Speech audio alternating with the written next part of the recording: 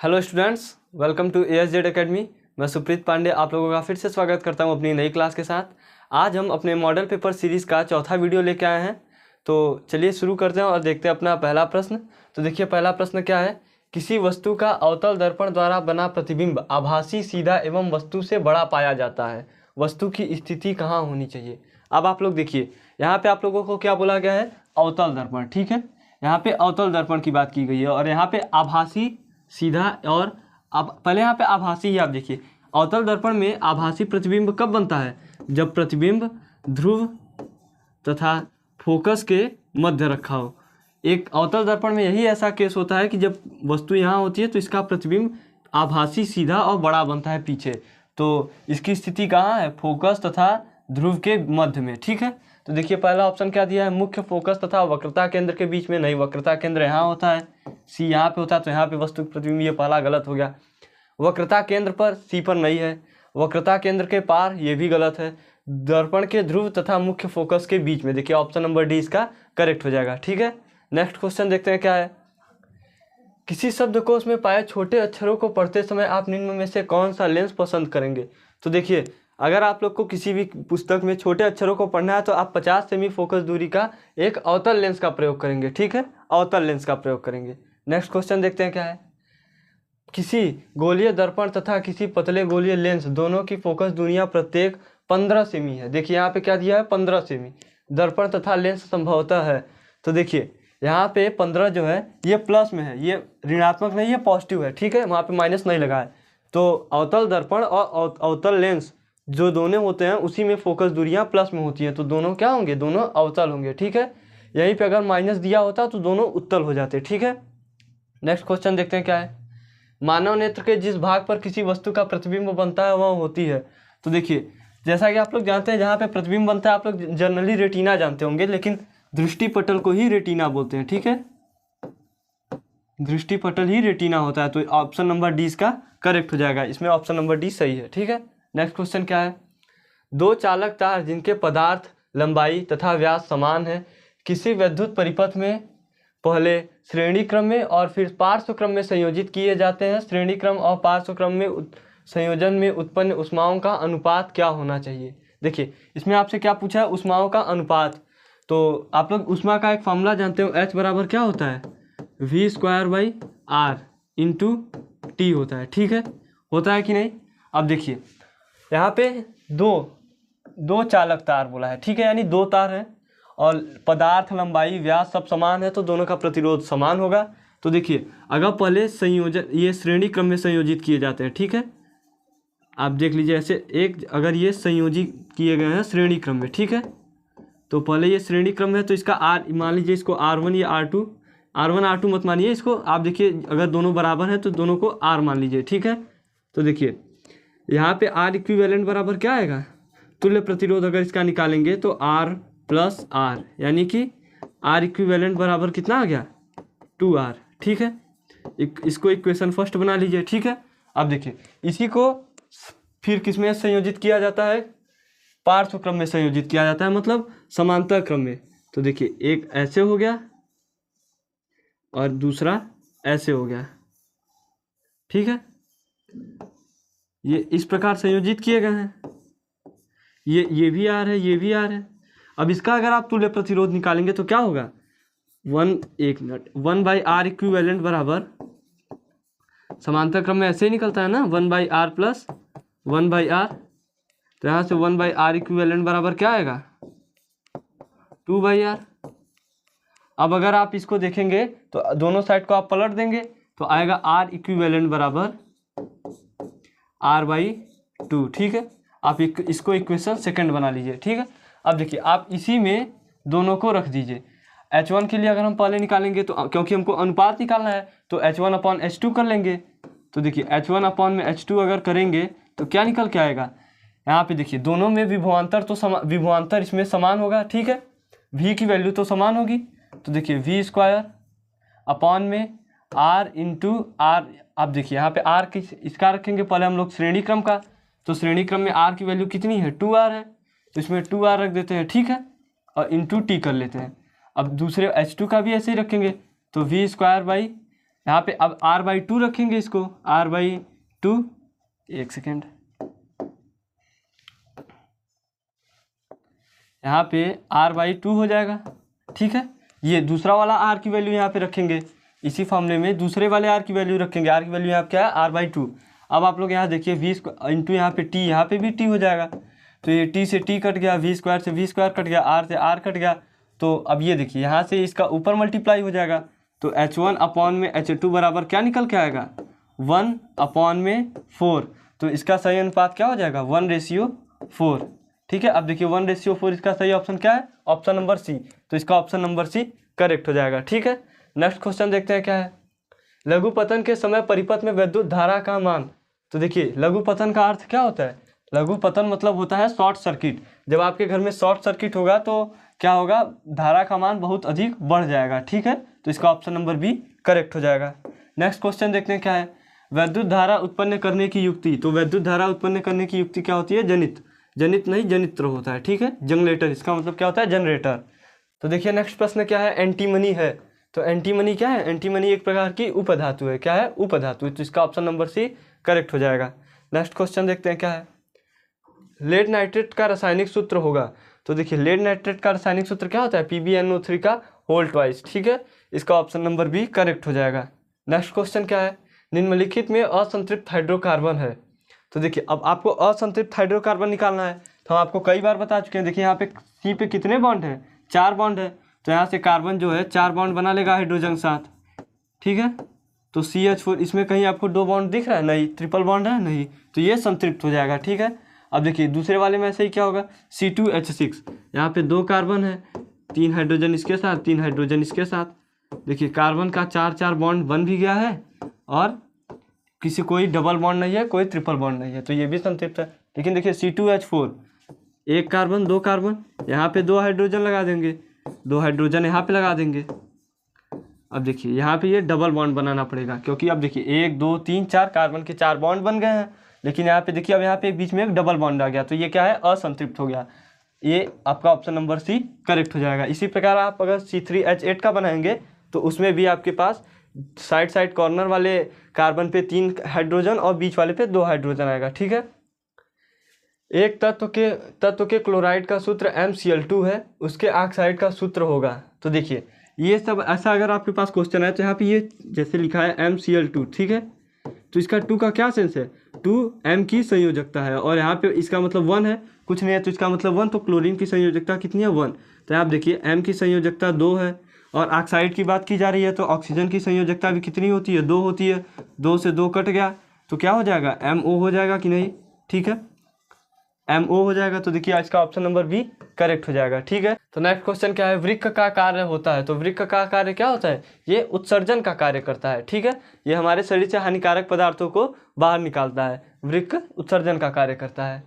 पत्तियों पर कलियां विकसित होती हैं, तो ब्रायोफिल्म जो होता है इसमें पत्तियों पर कलियां विकसित होती हैं। ठीक है, नेक्स्ट क्वेश्चन क्या है, अनुवांशिक विज्ञान के जनक कहे जाते हैं। तो ये ग्रेगर जॉन मेंडल को अनुवांशिक विज्ञान का जनक कहा जाता है।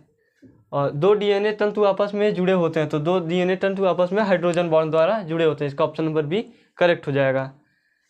मुकुलन द्वारा प्रजनन होता है। तो मुकुलन द्वारा प्रजनन किस में होता है, हाइड्रा में प्रजनन मुकुलन विधि द्वारा किया जाता है। ठीक है, मेंडल का प्रयोगित पौधा था। तो मेंडल का प्रयोगित पौधा क्या था, उद्यान मटर। ठीक है, यहाँ पे अब देखिए मीठा मटर नहीं होगा, मीठा मटर दूसरा चीज होता है, तो उद्यान मटर इसका करेक्ट ऑप्शन हो जाएगा। निम्नलिखित में से कौन सा एक मानव में मादा जनन तंत्र का भाग नहीं है। तो देखिए मानव में ये शुक्रवाहिका जो है ये पुरुषों में होता है, ये मादाओं में नहीं होता, तो इसका ऑप्शन नंबर बी करेक्ट हो जाएगा। 2 तंत्रिका कोशिकाओं के मध्य खाली स्थान को कहते हैं। तो जो देखिए जो तंत्रिका कोशिकाओं के बीच के खाली स्थान को क्या बोलते हैं, सिनेप्स बोलते हैं। ठीक है, सिनेप्स। नेक्स्ट क्वेश्चन क्या है, निम्न में से कौन सा एक परितंत्र में उत्पादक का उदाहरण है। तो परितंत्र में उत्पादक कौन होते हैं, जो प्रकाश संश्लेषण करते हैं, मतलब हरे पौधे। ठीक है, हरे पेड़ पौधे। बाकी शेर, हिरण, वर्षा तो अलग हो गया, शेर हिरण क्या करते हैं, ये कंज्यूमर होते हैं। अब देखिए यहाँ से आपका वर्णनात्मक प्रश्न शुरू हो गया है, तो पहले हम लोग एक एक करके इसको पढ़ते हैं, उसके बाद समझते हैं क्या है। किरण आरेख का उपयोग करके अवतल दर्पण, यहाँ देखिए क्या बोला है, अवतल दर्पण के बारे में। द्वारा बने प्रतिबिंब की स्थिति एवं प्रकृति लिखिए। तो देखिए पहला आपको क्या दिया है, वक्रता केंद्र और फोकस के बीच में। तो आपको इसमें क्या बनाना है, इसकी एक डायग्राम बनाना है। तो देखिए सबसे पहले हम एक अवतल दर्पण बना लेते हैं, ठीक है। ये हमारा अवतल दर्पण हो गया। अब बीच में ये लाइन हो गई, यहाँ पे ध्रुव, यहाँ पे फोकस, यहाँ पे सी, ये इन्फिनिटी, ठीक है। अब यहाँ से क्या बोला है, वक्रता केंद्र और फोकस के बीच में, यानी सी और एफ के बीच में। जब आप सी और एफ के बीच में वस्तु को रखेंगे तो देखिए एक प्रकाश ऐसे समांतर जाएगी, एफ से होकर आएगी, तो ये प्रकाश यहाँ से गई और यहाँ से आई, ठीक है। आप एरो जरूर दिखाएंगे हर क्वेश्चन में, अगर आप जिधर से लाइट जा रही है और जिधर आ रही है उसमें एरो दिखाना जरूरी हो। देखिए जरा, देखिए ये ऐसे गया और यहाँ कहीं काटेगा, ठीक है। तो ये यहाँ सी के पार काटेगा। अब यहाँ पे आपका प्रतिबिंब जो है, ये डायग्राम सही एकदम नहीं बनाया क्योंकि इन दोनों की दूरी और इसकी दूरी समान होती है, तो इसीलिए थोड़ा गड़बड़। लेकिन यहाँ पे आप देखिए अनंत और सी के बीच में इसका प्रतिबिंब बनेगा, और कैसा बनेगा, उल्टा बनेगा। और क्या बनेगा, बड़ा बनेगा और वास्तविक बनेगा, ठीक है। उल्टा, बड़ा और वास्तविक बनेगा, ठीक है। और इसी प्रकार देखिए क्या बोला है, ध्रुव और फोकस के बीच में। तो इसके लिए हम लोग एक पेज ऐड कर लेते हैं।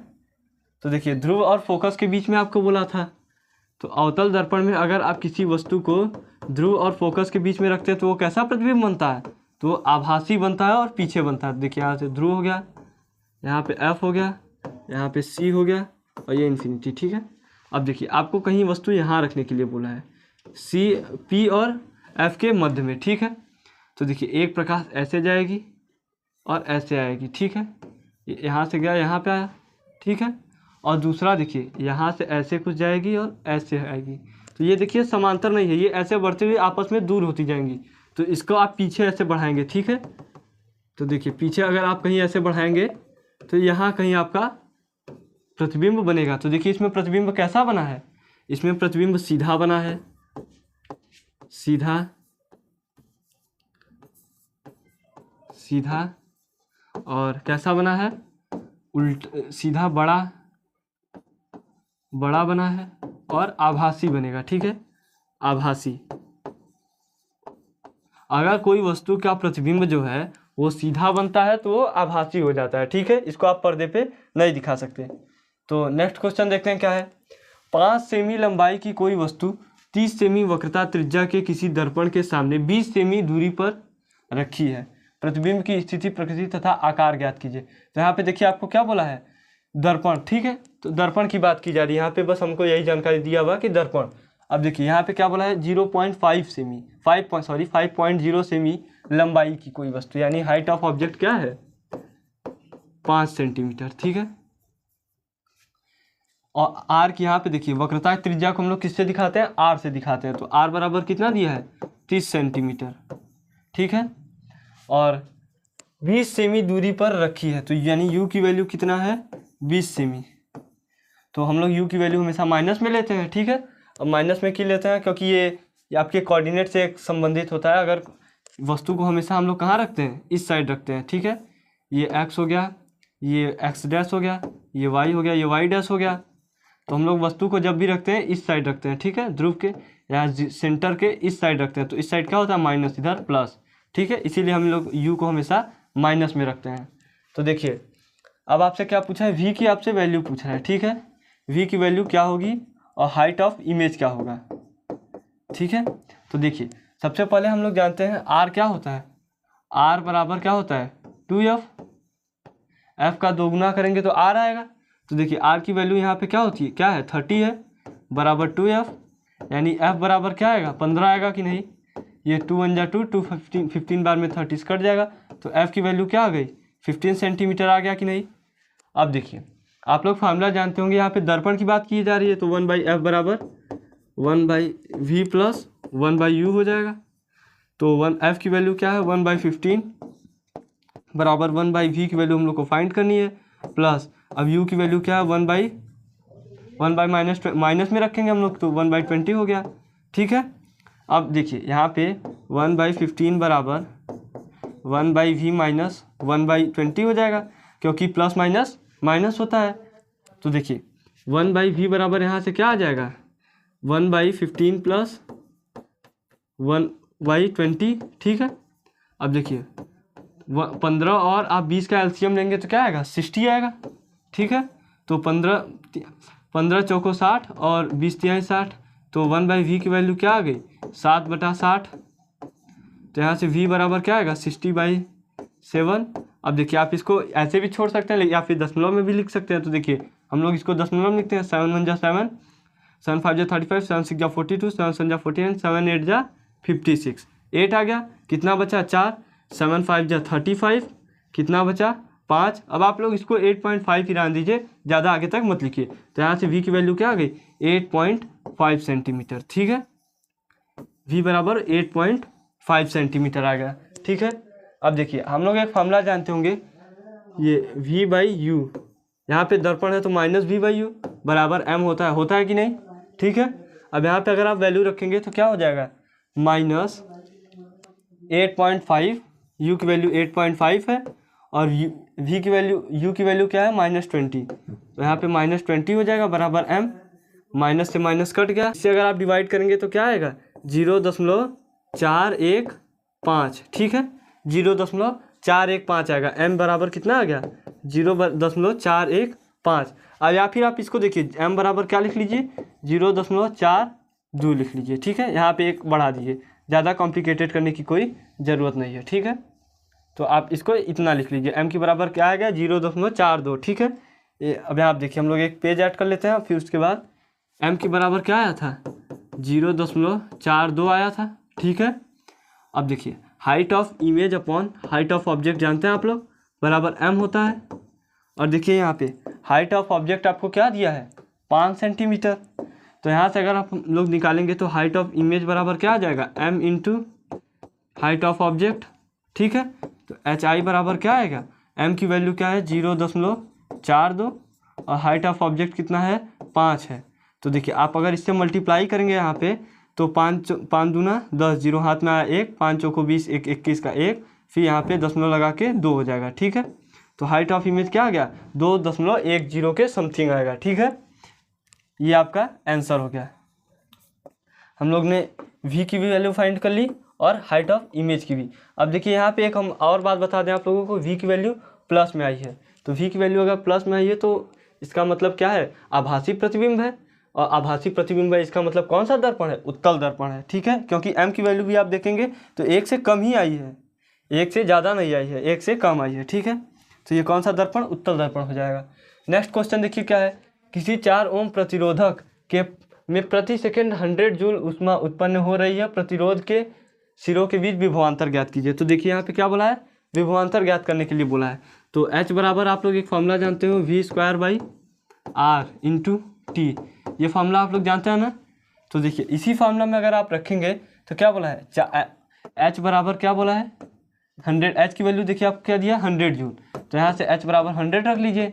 v स्क्वायर आपसे पूछ रहा है, v की वैल्यू पूछा है तो v की स्क्वायर ही डाल दीजिए। r की वैल्यू क्या हो जाएगी, r की वैल्यू 4 हो जाएगा इंटू प्रति सेकेंड यानी t की वैल्यू 1 हो जाएगा, ठीक है। अब यहाँ से मल्टीप्लाई होगा तो ये 400 हो जाएगा, 4 का यहाँ पे मल्टीप्लाई करेंगे तो 400 हो जाएगा और 1 का तो 1 ही हो जाएगा, तो v स्क्वायर हो गया। अब v बराबर क्या आ जाएगा अंडर रूट में 400, और अंडर रूट में 400 बराबर क्या होता है v बराबर 20 आ गया, ठीक है। तो v बराबर 20 वोल्ट, ये इसका करेक्ट आंसर हो जाएगा, ठीक है। v बराबर 20 वोल्ट, ठीक है। नेक्स्ट क्वेश्चन देखते हैं क्या है, निम्नलिखित यौगिकों में संरचनात्मक सूत्र लिखिए। तो आपको देखिए इसका संरचना बनानी है। तो देखिए पहला क्या बोला है मेथेनॉल, यहाँ पे आप लोग देखेंगे क्या बोला है नल, यानी आपके अल्कोहल की बात की जा रही है, ठीक है मेथेनॉल। अब यहाँ पे मेथ मतलब क्या होता है 1 कार्बन, तो देखिए मेथेनॉल आपको अगर बनाना है तो 1 कार्बन लगा दीजिए, आगे क्या जोड़ दीजिए OH जोड़ दीजिए और बाकी 3 हाइड्रोजन लगा दीजिए। ये आपका क्या हो गया, ये मेथेनॉल हो गया। ये किसका सूत्र हो संरचनात्मक सूत्र हो गया, ये मेथेनॉल का संरचनात्मक सूत्र है, ठीक है। दूसरा देखिए क्या बोला है प्रोपाइन बोला है, क्या बोला है प्रोपाइन।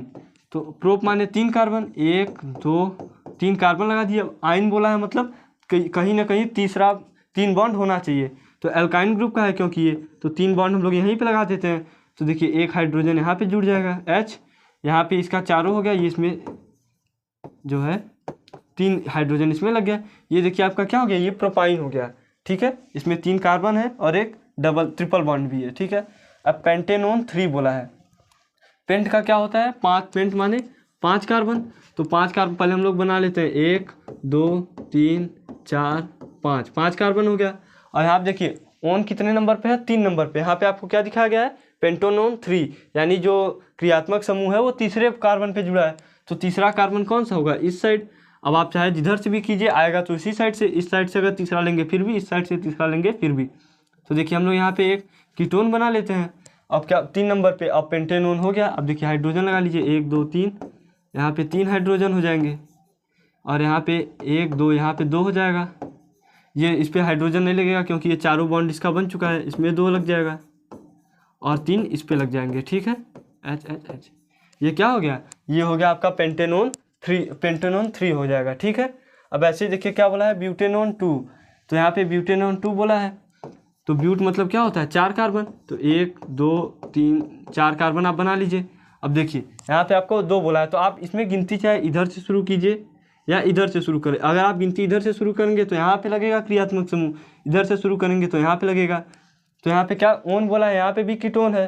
तो देखिए यहाँ पे हम लोग इधर से गिनती शुरू कर लेते हैं, तो मतलब यहाँ पे लग जाएगा दूसरे नंबर पे, यहाँ पे ऑक्सीजन जुड़ जाएगा। अब यहाँ पे फिर वही हाइड्रोजन जोड़ दीजिए, यहाँ पे भी 2 हाइड्रोजन जुड़ जाएगा, यहाँ पे चारों हो गया, यहाँ नहीं जुड़ेगा, यहाँ पे भी 3 हाइड्रोजन ऐड हो जाएंगे, ठीक है। अब देखिए ये चारों का संरचनात्मक समूह बन गया, ठीक है। नेक्स्ट क्वेश्चन देखते हैं क्या है। कुछ तत्व के परमाणु क्रमांक नीचे दिए गए हैं, तत्वों के नाम बताइए। तो देखिए 12 नंबर पे क्या आता है, 12 नंबर पे आपका मैग्नीशियम आता है। तो 12 नंबर पे मैग्नीशियम, 12 नंबर पे मैग्नीशियम हो गया। 17 नंबर पे कौन सा आता है, क्लोरीन, 17 नंबर पे क्लोरीन हो गया। 18 नंबर पे क्या आता है, 18 नंबर पे आर्गन आता है, आर्गन कितने नंबर पे आता है, 18 नंबर पे। और 20 नंबर पे जो आता है उसको क्या बोलते हैं, कैल्शियम बोलते हैं हम लोग, कैल्शियम, ठीक है। ये हो जाएगा, ठीक है। इनके नाम यही होंगे, मैग्नीशियम, क्लोरीन, आर्गन और कैल्शियम, ठीक है। नेक्स्ट क्वेश्चन देखते हैं क्या है। निम्नलिखित अभिक्रियाओं में प्रत्येक के लिए संतुलित रासायनिक समीकरण लिखिए। और यहाँ पे आपको देखिए ब्लैंक भी दिया कि आगे होगा क्या। तो देखिए यहाँ पे क्या बोला है, सबसे पहले देखिए सोडियम सल्फेट, फिर बेरियम क्लोराइड, फिर यहाँ पे क्या बोला है, बेरियम सल्फेट। तो यहाँ पे देखिए यहाँ से क्लोराइड जो है यहाँ से ये निकल गया और यहाँ पे सल्फेट आके जुड़ गया। तो ये क्लोराइड किधर आएगा, इधर आएगा। अब क्लोराइड कहीं तो जाएगा ही, तो यहाँ पे क्या बनाएगा, सोडियम क्लोराइड यानी NaCl। तो हम लोग यहाँ पे लिख देते हैं सीधा सीधा सोडियम क्लोराइड, ठीक है, जैसे आपको दिया है सोडियम क्लोराइड।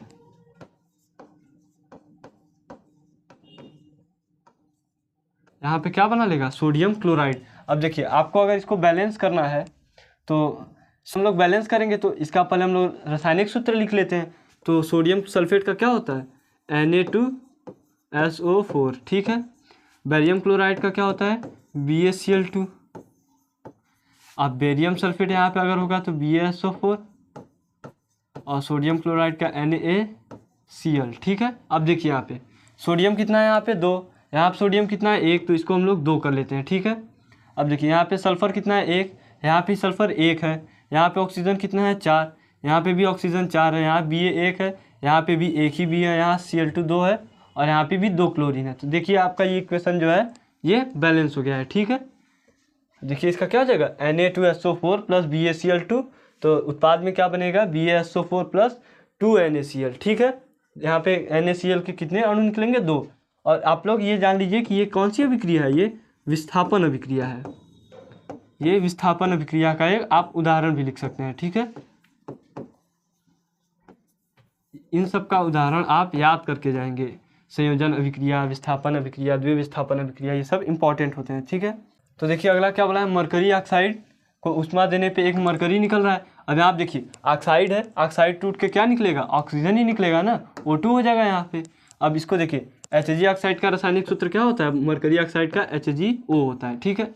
यहाँ पे अगर आप इसको उष्मा देंगे तो ये क्या बनेगा, Hg बन जाएगा और ऑक्सीजन निकलेगा O2। अब आप इसको बैलेंस कर लीजिए, तो यहाँ पे आप 2 कर लीजिए, यहाँ पे 2 Hg होगा, यहाँ पे भी 2 हो जाएगा। आप देखिए ये आपका इक्वेशन बैलेंस हो गया है। ठीक है, यहाँ पे भी 2 Hg, यहाँ पे भी 2 Hg, यहाँ 2 ऑक्सीजन, वहाँ पे भी 2 ऑक्सीजन, तो ये आपका इक्वेशन बैलेंस हो गया। ठीक है, नेक्स्ट क्वेश्चन देखते हैं क्या है। जिंक प्लस सल्फ्यूरिक अम्ल, तो देखिए यहाँ पे क्या बोला है, जिंक बोला है पहले तो Zn प्लस सल्फ्यूरिक अम्ल माने H2SO4, H2SO4, तो जिंक सल्फेट का रासायनिक, अब जिंक सल्फेट क्या बन जाएगा, ZnSO4। अब देखिए यहाँ पे हाइड्रोजन गैस निकल रही है क्योंकि Zn और SO4 आपस में रिएक्शन कर रहे हैं, तो यहाँ पे क्या निकलेगा, हाइड्रोजन गैस निकल जाएगा बाहर। ठीक है, ये समझ में आया, यहाँ पे हाइड्रोजन गैस बाहर निकल जाएगा। अब देखिए आप इसको बैलेंस कर लीजिए, मतलब यहाँ पे हाइड्रोजन हो जाएगा, मतलब पहले यहाँ पे H2 हो जाएगा, ये बाहर निकल रहा है। अब देखिए यहाँ पे Zn 1 है, यहाँ पे भी 1 है, यहाँ पे S1 है, यहाँ पे S1 है, O4 है, O4 है, यहाँ पे हाइड्रोजन 2 है, 2 है। ठीक है, तो ये इक्वेशन आपका पहले ही बैलेंस है। ठीक है, इसको बैलेंस करने की ज़रूरत नहीं है। नेक्स्ट क्वेश्चन देखते हैं क्या होगा। आयरन प्लस कॉपर सल्फेट, तो यहाँ पे देखिए आयरन है, कॉपर सल्फेट, तो यहाँ पे बना लेगा iron sulphate, iron sulphate, iron sulphate. ठीक है, ये आयरन सल्फेट बना लेगा। अब इसको अगर आप लोग लिखेंगे तो देखिए आयरन का क्या होता है, Fe प्लस CuSO4, तो ये बना लेगा FeSO4 प्लस Cu निकल जाएगा यहाँ पे। ठीक है, और इसको आप बैलेंस, तो देखिए ये भी पहले से बैलेंस है, ये भी आपका पहले से इक्वेशन बैलेंस है। ठीक है, यहाँ पे Fe 1 है, 1 है, तो ये भी आपका देखिए विस्थापन अभिक्रिया का ही उदाहरण है, ये भी विस्थापन अभिक्रिया के अंतर्गत ही आएगा। ठीक है, यहाँ पे Fe 1 है, 1 है, Cu 1 है, 1 है, S 1 है, 1 है, ऑक्सीजन 4 है, तो यहाँ पे भी ऑक्सीजन 4 है। ठीक है, नेक्स्ट क्वेश्चन देखते हैं क्या है। देखिए नेक्स्ट क्वेश्चन क्या है, कैल्शियम कार्बोनेट उष्मीय अपघटन द्वारा कैल्शियम ऑक्साइड से निकल गया, तो यहाँ पे अब बचा क्या, कार्बन CO2 बचेगा, कार्बन डाइऑक्साइड। अब कैसे, देखिए कैल्शियम कार्बोनेट का क्या होता है रासायनिक सूत्र, CaCO3। ठीक है, ये उष्मीय अपघटन द्वारा, हम यहाँ पे H बस लिख दे रहे हैं। ठीक है, तो क्या हो जा रहा है, कैल्शियम ऑक्साइड बन जा रहा है। ठीक है, प्लस अब देखिए यहाँ पे कार्बन डाइऑक्साइड निकलेगा। अब यहाँ से देखिए कैल्शियम ऑक्साइड आपको प्रश्न में ही बोला है, तो कैल्शियम ऑक्साइड बनेगा, तो यहाँ से एक ऑक्सीजन इसके पास आ गया, और यहाँ पे दो ऑक्सीजन एक कार्बन बचा, तो 2 ऑक्सीजन एक कार्बन मिला के क्या हो जाएगा, कार्बन डाइऑक्साइड। अब देखिए यहाँ पे ये बैलेंस भी आपका पहले से ही है, तो यहाँ पे भी एक कैल्शियम है, यहाँ पे भी एक कैल्शियम है, यहाँ पे एक कार्बन, और 3 ऑक्सीजन, यहाँ पे दोनों मिला के 3 ऑक्सीजन हो गया, तो ये भी आपका क्या है, बैलेंस इक्वेशन है। ठीक है, नेक्स्ट क्वेश्चन देखते हैं क्या होगा। तो नेक्स्ट प्रश्न क्या है, जिंक प्लस सिल्वर नाइट्रेट, तो जिंक नाइट्रेट प्लस सिल्वर बाहर निकल जाएगा यहाँ से, आप लोग देखिए। ठीक है, सिल्वर यहाँ पे बाहर निकल जाएगा। अब देखिए यहाँ पे ये भी आपका विस्थापन अभिक्रिया के अंतर्गत आएगा, तो पहले हम लोग इसको लिख लेते हैं, तो ये Zn प्लस क्या है, सिल्वर नाइट्रेट AgNO3। ठीक है, और अगर आप इसको बनाएंगे तो क्या बनेगा, अब देखिए यहाँ पे बन जाएगा आपका क्या है, जिंक नाइट्रेट का रासायनिक सूत्र क्या होता है, ZnNO3 का होल ट्वाइस, यहाँ पे जिंक की बैलेंसी कितनी होती है, 2 होती है। ठीक है, प्लस Ag बाहर निकलेगा। अब देखिए आप इसको पहले बैलेंस कर लीजिए, यहाँ पे Zn 1 है, 1 है, यहाँ पे NO3 आपका मैटर कर रहा है। ठीक है, तो यहाँ पे 3 दूना, यहाँ पे नाइट्रोजन कितना है, 2 है, ऑक्सीजन 3, यहाँ पे आपको 2 करना पड़ेगा, तो यहाँ पे Ag यहाँ पे 2 है, तो इसको भी 2 कर लीजिए। अब देखिए आपका ये इक्वेशन बैलेंस हो गया, यहाँ पे 1 Zn, यहाँ पे भी 1 Zn, 2 Ag है, तो 2 Ag हो गया, यहाँ पे 3 दूना 6 ऑक्सीजन, 3 दूना 6 ऑक्सीजन, 2 नाइट्रोजन, तो 2 नाइट्रोजन। ठीक है, तो ये इक्वेशन आपका क्या हो गया, बैलेंस हो गया। ठीक है, समझ में आया।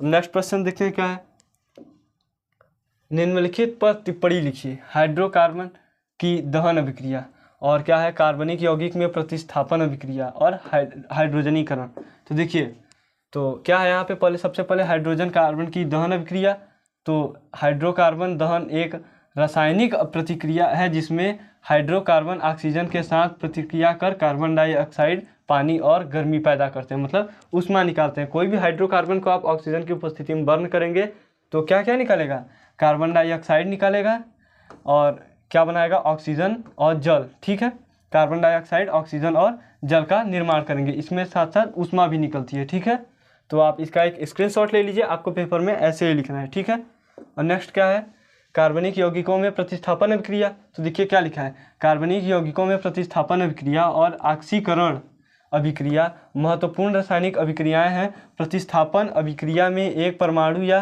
परमाणु समूह को दूसरे परमाणु या परमाणु समूह द्वारा विस्थापित कर दिया जाता है। तो अभी तक हमने देखा ना कि वो किस प्रकार एक जो है वो दूसरे को विस्थापित करके अपने जगह आ जाते हैं। जैसे आपने इससे पहले कई एग्जाम्पल देखे, हमने पीछे बताया आपको क्वेश्चन में ही कि ये किसके उदाहरण है विस्थापन अभिक्रिया के। तो उसी प्रकार ये इसका डिफिनेशन हो गया। आप इसका भी स्क्रीनशॉट ले लीजिए, आपको याद करना है ये सब, ठीक है। हाइड्रोजनीकरण, तो हाइड्रोजनीकरण आणविक हाइड्रोजन H2 और किसी अन्य यौगिक या तत्व के बीच एक रासायनिक प्रतिक्रिया है जो आमतौर पर निकल, पैलेडियम या प्लेटिनम जैसे उत्प्रेरक की उपस्थिति में होती है। इस प्रतिक्रिया का उपयोग आमतौर पर कार्बनिक यौगिकों को कम करके या संतृप्त करने के लिए किया जाता है। तो देखिए हाइड्रोजनीकरण के बारे में आपको क्या यहाँ पता चला कि ये जिंक, यहाँ पे निकेल, पैलेडियम और प्लेटिनियम जैसे उत्प्रेरकों के उपस्थिति में होता है। मतलब ये इसमें हाइड्रोजनीकरण में ये उत्प्रेरक का कार्य करते हैं। और हमें हाइड्रोजनीकरण की आवश्यकता क्या होती है, किसी भी असंतृप्त हाइड्रोकार्बन को संतृप्त करने के लिए, यहाँ पे बोला है ना संतृप्त करने के लिए इसका प्रयोग करते हैं, ठीक है। तो आप लोग इसका भी एक बार स्क्रीनशॉट ले लीजिए और ये आपके एग्जाम के पॉइंट ऑफ व्यू से ये सब इंपॉर्टेंट है, ठीक है। नेक्स्ट क्वेश्चन देखते हैं क्या है। ऑक्सी तथा अनऑक्सी श्वसन में कोई दो अंतर लिखिए। तो देखिए ऑक्सी श्वसन में ग्लूकोज या पूर्ण ऑक्सीकरण होता है जो ऑक्सीजन की उपस्थिति में संपन्न होता है। तो इसमें देखिए क्या बोला है, ऑक्सी श्वसन में ग्लूकोज का पूर्ण ऑक्सीकरण होता है और ये ऑक्सीजन के उपस्थिति में संपन्न होता है। जबकि अनऑक्सी श्वसन में ग्लूकोज का आंशिक ऑक्सीकरण हो पाता है, मतलब बहुत थोड़ा ऑक्सीकरण हो पाता है, और जो ऑक्सीजन की अनुपस्थिति में होता है, मतलब अनऑक्सी श्वसन ऑक्सीजन की अनुपस्थिति में होता है, ठीक है। ये ऑक्सीजन की अनुपस्थिति में संपन्न होता है। आप लोग इसका भी एक बार स्क्रीनशॉट ले लीजिए और लोग नेक्स्ट क्वेश्चन देखते हैं क्या है।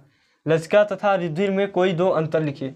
तो देखिए क्या है, रक्त का रंग लाल होता है जबकि लसिका रंगहीन होती है। मतलब जो रुधिर होता है वो लाल रंग का होता है, लेकिन जो ये लसिका होती है रंगहीन होती है। लसिका का कार्य यह है कि यह घुलनशील वसा, विटामिन आदि के परिवहन को सुगम बनाए। मतलब लसिका का कार्य क्या होता है, ये घुलनशील वसा, विटामिन ये सब का परिवहन करता है, ठीक है, ट्रांसपोर्टेशन का कार्य। लेकिन रक्त शरीर में विटामिन, खनिज और शर्करा, वसा, प्रोटीन जैसे पोषक तत्वों को पहुंचाता है। ये जो रक्त होता है ये शरीर में विभिन्न प्रकार के सामग्रियों का वो ट्रांसपोर्टेशन करता है, ठीक है, परिवहन करता है। तो ये लसिका और रुधिर के कुछ उदाहरण, ये अंतर हो गए। आप ये सब भी लिख सकते हैं कि ये रुधिर में लाल रक्त कणिकाएं उपस्थिति होती हैं, लेकिन लसिका में ऐसा कुछ होता नहीं है, ठीक है। ये सब भी आप लोग लिख सकते हैं। और नेक्स्ट क्या है, कायिक जनन किसे कहते हैं। तो देखिए क्या लिखा है, जब किसी पादप का पुनरुद्भवन बीज के अतिरिक्त पादप के किसी अन्य कायिक भाग जैसे मूल, स्तंभ या पर्ण से होता है तो इस जनन को कायिक जनन कहते हैं। तो मतलब अगर कोई किसी पेड़ पौधे में या किसी भी जीव में जिसमें पुनरुद्भवन के होता है, कायिक जनन होता है, उसमें जो बच्चे पैदा होते हैं वो मध्य से नहीं होते, मतलब ऊपर या नीचे से पैदा होते हैं, ठीक है। मतलब टूट के अलग होते हैं, अलग दूसरे जगह से, बीचों बीच एकदम नहीं टूटते हैं, तो उन्हें क्या बोलते हैं, कायिक जनन बोलते हैं, ठीक है। तो देखिए नेक्स्ट प्रश्न क्या है, हृदय का क्या कार्य है। तो हृदय का आपको कार्य लिखना है। तो हृदय रक्त को फेफड़ों में पंप करता है ताकि वह वहाँ से ऑक्सीजन से ले सके और फिर ऑक्सीजन से प्रचुर रक्त को शरीर में पंप करता है। इस प्रणाली में संचरित होने वाले रक्त शरीर के ऊतकों को ऑक्सीजन और पोषक तत्व प्रदान करते हैं और ऊतक से अपशिष्ट उत्पादों जैसे कार्बन डाइऑक्साइड को हटाते हैं, ठीक है। तो हृदय का क्या कार्य होता है, हृदय जो है वो रक्त को पहले फेफड़ों में पंप करता है, जिससे वहाँ पे फेफड़ों में वो रक्त जो होता है ऑक्सीकृत होता है, और उसके बाद जो हृदय होता है उसको पूरे शरीर में पंप कर देता है, ठीक है, जिससे हम लोग के पूरे शरीर को एनर्जी मिलती है, जो पूरे कोशिकाओं तक ऑक्सीजन पहुँच जाता है, ठीक है। तो आप लोग इसका भी एक बार स्क्रीनशॉट ले लीजिए। तो नेक्स्ट क्वेश्चन क्या है, देखिए, पुष्प में निषेचनोपरांत होने वाले परिवर्तन का वर्णन कीजिए। तो पुष्पों में जब निषेचन की प्रक्रिया हो जाती है उसमें पुष्पों में कौन सा परिवर्तन होता है। तो देखिए क्या होता है, निषेचन के पश्चात पुष्प में बाह्य दल व दल गिर जाते हैं। मतलब जो पुष्प में बाह्य दल होते हैं और दल होते हैं वो गिर जाते हैं, एवं स्त्री केसर बचता है जिसमें अंडाशय फल में परिवर्तित हो जाता है। तो जो पुष्प का स्त्री केसर यानी मादा जनन वाला भाग होता है वो बस बचा रहता है, और जो अंडाशय होता है, अंडाशय वो फल में परिवर्तित हो जाता है। बीजांड बीज बनाते हैं, वह युग्मज भ्रूण में रूपांतरित हो जाते हैं। तो जो बीजांड होते हैं वो बीज बना देते हैं और युग्मक जो होते हैं वो भ्रूण में परिवर्तित हो जाते हैं। और अंडाशय की भित्ति बनाती है जो भ्रूण व बीज को सुरक्षा प्रदान करती है। ठीक है, तो अंडाशय की जो भित्ति होती है वो फल को और बीज को प्रोटेक्शन का देने का कार्य करती है। ठीक है, तो आशा करते हैं आप लोगों को समझ में होगा। आप इसका भी एक बार स्क्रीनशॉट ले लीजिए। ठीक है, ये सब प्रश्न आपके पेपर के लिए काफ़ी इंपॉर्टेंट है। ठीक है, तो यहाँ से हम लोग का मॉडल पेपर समाप्त होता है। आशा करते हैं आपको वीडियो पसंद आया होगा। मिलते हैं अपनी नेक्स्ट क्लास में, तब तक के लिए धन्यवाद।